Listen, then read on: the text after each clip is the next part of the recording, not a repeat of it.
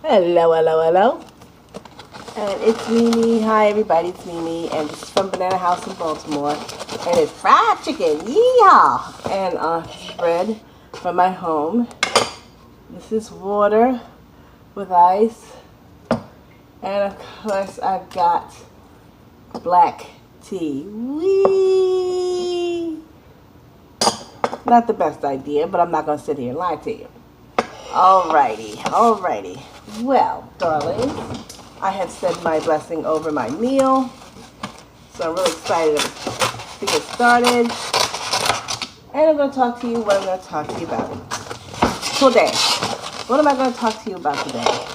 I'm going to talk to you today about Geoffrey Owens and how Geoffrey Owens was doing a job that was perfectly respectable, perfectly appropriate, had benefits, and he got dragged, and he got, it seemed like it was an attempt to humiliate him to make him feel less because he wasn't doing a fancy, glorious type of job. Just to let you know, if I didn't say it before, I did say my blessing over my meal. Yeah, so, he's minding his business, like literally minding his business at work, and he gets his picture snapped, apparently without his permission. Excuse me. Oops. And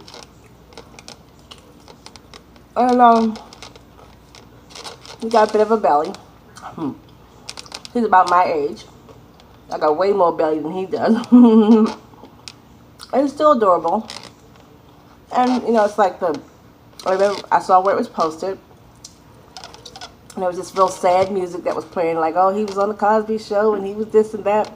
But now he's bagging groceries, and oh, I never thought you would end up that way. And he's really sad music, like, oh, isn't this sad? And I'm like, no, he still has his health. He can see, he can speak, he can hear. He has all of his limbs. He has the ability to perform the job. And there are people who can't do those things. He's still nice looking, and he's still got his fans, somewhat of. And I'm so glad that people said, hey, that's not cool. That man's doing a job. He's shouldering his responsibilities. I mean, where do people get off trying to make somebody feel bad and coming to their job? And I know I was very angry about it. Because there was a lot of things about that besides the invasion of his privacy, in my opinion. But even the thought of, like, the spirit of it seemed, in my opinion, to imply that this was tragic and this is how he ended up. And I'm like, the guy's only 56. This is not his end. This is just a stop along the way. You know what I mean? And it's not like he was an escort or, doing something illegal, running drugs, or, overcome with drug addiction or alcohol addiction, begging for money or whatever. He's doing a respectable job. I mean, you were in the supermarket. You were benefiting from his work and the work of the other grocery store workers. So you don't think you're not respectable for being there or tragic for being there. So why are the people who work there tragic? So what's with this elitism? I don't like it. And, a lot of people were saying, like, it doesn't seem to matter what a black man does. No matter what he does, he's wrong. You know what I mean? If he shoots pool and wins money, he's wrong. I'm just going to sit that there and leave that alone. Okay. Gambling, risking, illegal in most, if not all places. Okay. If he's a big shot and he's flashy, he's wrong. If he's working in a grocery store, he's wrong. It's like whatever he does, he's wrong. And this is not right. And I'm so glad so many people spoke up, not just regular Joes like myself, but people who are in the limelight and who have degrees. And they were saying, hey, I used to do stuff like that. I worked in a store. I used to sweep floors. I've done janitorial work. I was a cashier and bagged people's groceries. You know what I mean? It's like, some of us aren't afraid of hard work if we're capable of doing it. If we have the physical or mental capacity to do it, we're really not scared to do it. You know what I mean? Anyway, so I'm glad a lot of people saw through the concept of, hey, this is bad, this is pathetic, because it's not. Is it the high point of his career? No, that doesn't mean it was bad. And I'm glad that so many people spoke up and praised him for doing what a man, or I should say, even in cases, a woman is supposed to do, which is carry your weight, carry your load.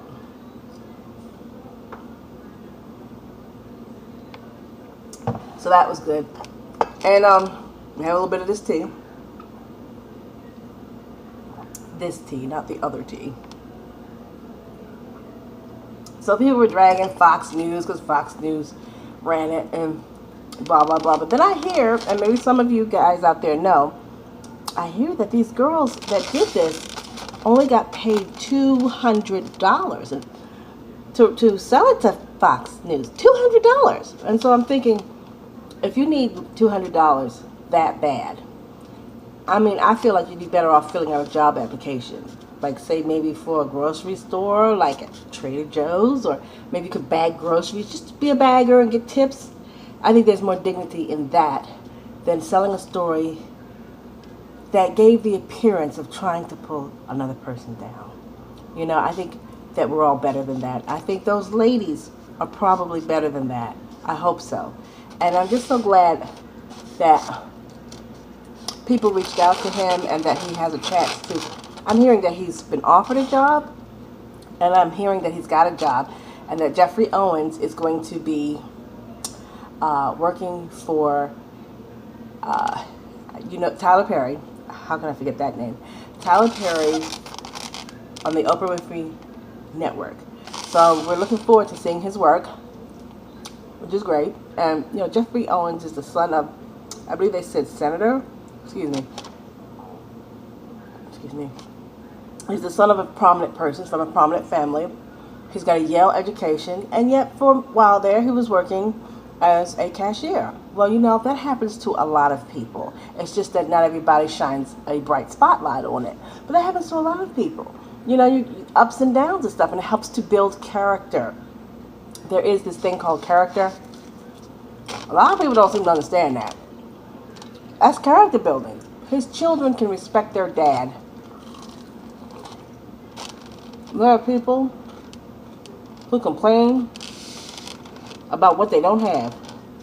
I don't like that. I don't like those shoes because those aren't the good designer shoes. Boo-hoo-hoo. But they're fashionable, they're serviceable, but they don't have a fancy name on them, and the person crying didn't lift a finger to go get them. You understand what I'm saying? Oh, I have to wait at the bus stop. People are looking at me because I have to wait for the bus. The people in the cars are laughing at me. Okay, well, save your money. Maybe, instead of working part-time, work full-time.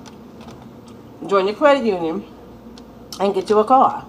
There are people who want the world given to them, but they don't want to lift a finger to go get it. You understand? And he's just setting an example that if you want something, you have to go get it. And sometimes you just have to just roll up your sleeves and get ready, and you just have to do it. And I'm really proud of him, I like that. And so I'm looking forward to seeing more work from him. But even if I didn't, the fact that he had character to do what he did makes me like him. I already liked him as an actor and a personality, but now I like him more. So I'm talking with food in my mouth. This is a sort of mukbang. So, I'm really proud of him, and I think well of him, and I think people, we were always taught, I was always taught, you treat people like how you want to be treated, and I'm just happy for him. I'm glad that he stood up for himself when he was speaking on Good Morning America and these different shows, and basically not being embarrassed or anything, holding his head up, having his dignity, because when you do what you're supposed to do and you carry your load and you don't do slick stuff and questionable stuff, you have this thing called clean hands. There's something about having clean hands, people. There's something about having a clean conscience.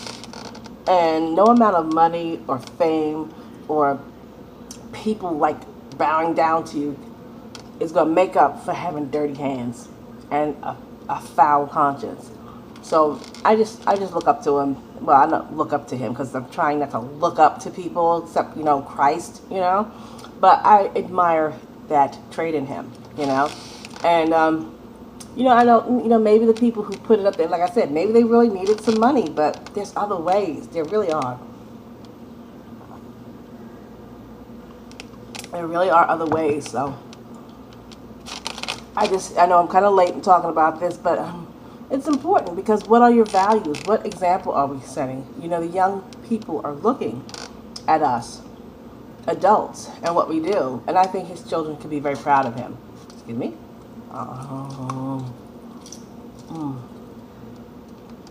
I do. And I'll grab a napkin. So that was something that was really on my mind. And, wow. Let's treat each other better. Let's give the respect that we want to be given. And not roll up on people's jobs and try to use it as an opportunity to maybe humiliate them, maybe capitalize off of what we think might be their downfall. How can anything good come from that?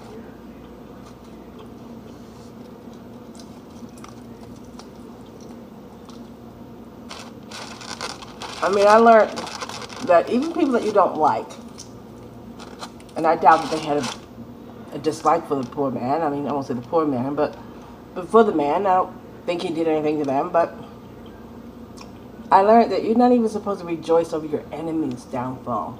So why would you rejoice over what you think is somebody who didn't even do anything to you? What you think of as their downfall? You know what I mean? Why would you rejoice because somebody's in humbler circumstances? We never know what tomorrow or later on in the day or evening is going to bring, And when I think about the people in the news that get upset because they can't be the manager of some job position somewhere, they can't have some highfalutin position, the office and the secretary and the cushy carpet, and they find this out and then they kill themselves. But before killing themselves, they kill their children, maybe they kill their wife. It's like, what was the point of that, Well, it's good when people just get practical, roll their sleeves up, and do what has to be done, and keep their dignity. Work, honest work is dignified and good, and nothing to be ashamed of. And I've always felt that way. I got.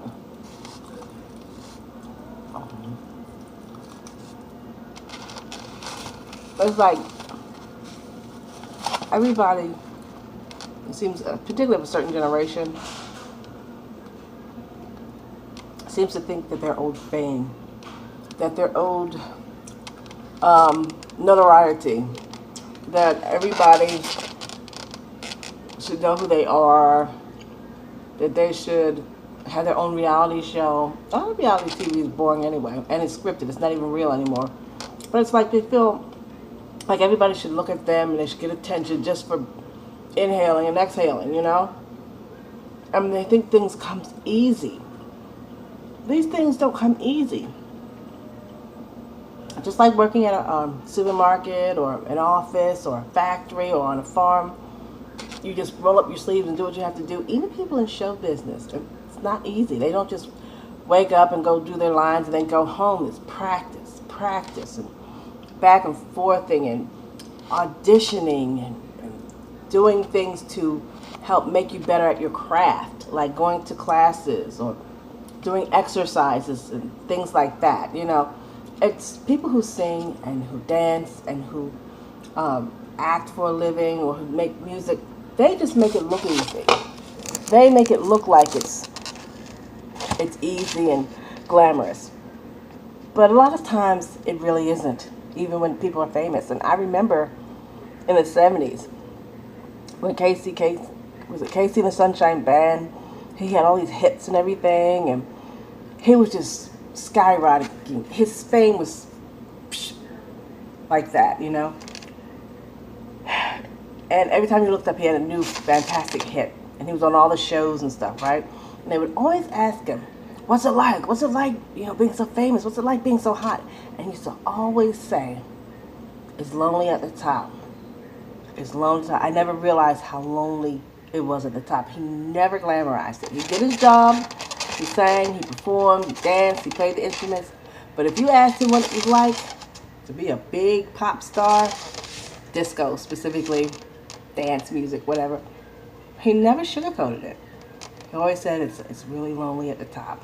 So even what you think is so great and glamorous and the ultimate, a lot of times it turns out not to be what people expect. So that you can, whatever we have, whatever blessing we have, whatever form of legitimate, honorable sustenance that we have, it's something to be thankful for, because not everybody has that. And then you have family and people that care about you and love you, that's all the more so. So it was just something that I had to put my 2 cents in. And, if you can dig, appreciate, if you can second what I'm saying, be sure to hit that like button, smash it, or smash the bell, because if you smash the bell, the little bell thingy, it'll tell you the next time I upload, so you can keep up with my videos as I upload them. Because I do have another one coming, and it's about a little haul that I did, and it will be a shopping haul. Okay, it's a bit fun. So smash that bell. Thank you for subscribing, all my subscribers, everyone. Thank you. And let's think about whatever we do, whatever work that we have, be thankful for it, because not everybody has what we have. And we didn't always have what we have, and we don't know what tomorrow will bring. But if we're able to get the things that we need and a few extras, we're doing good. So just something that I thought I would say. I mean, again, having been a cashier myself in a grocery store, I didn't feel like I was less. It was a challenging job. Very challenging. And I appreciate it. It was kind of fun, actually. I mean, it was hard work, but it was kind of fun. So, anyway. Thank you again for stopping by. I'll see y'all later. I know I need to eat better. So, if you want to comment about that, leave a comment. And love you.